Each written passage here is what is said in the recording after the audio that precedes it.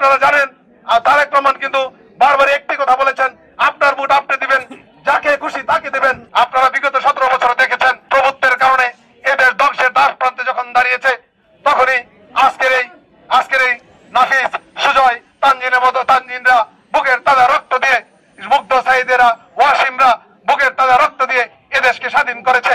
সেই স্বাধীন বাংলাদেশে আমার নেতা জনাব তারেক রহমান কিন্তু আমাদের দলের ব্যাপারেও উদাত্ত ভাবে বলেছেন যে যদি এই দলের কেউ বিন্দু মাত্র কোনো রাষ্ট্রবিরোধী কিংবা সমাজের মানুষ, খেটে খাওয়া মানুষ, মেহনতি শ্রমিক জনতা, দেশপ্রেমিক জনতা কোনো বিষয়ে যদি কোনো কাজে বিতর্কিত কাজ করে, সাথে সাথে তার বিরুদ্ধে ব্যবস্থা নেওয়ার কথা বলা হয়েছে।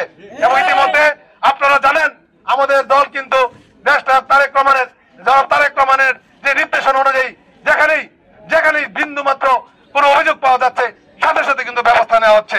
তার মানে নতুন বাংলাদেশ বিনির্মাণে তারেক রহমানের বিকল্প কোনো নেতৃত্ব নাই। এবং আগামী দিন এ দেশকে আমাদের নেতা জনাব তারেক রহমান যেভাবে নেতৃত্ব দেওয়ার জন্য, এবং আপনারা জানেন তারেক রহমান কিন্তু বারবার একটি কথা বলেছেন, আপনার ভোট আপনি দিবেন, যাকে খুশি তাকে দিবেন।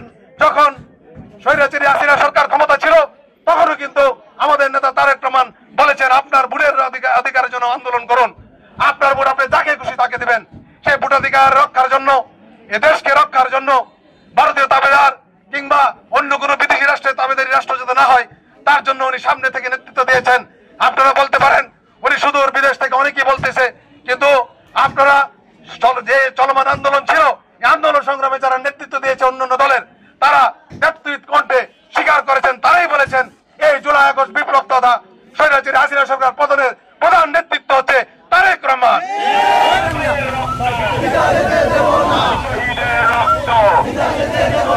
আমার ভাইয়ের রক্ত বিকাশ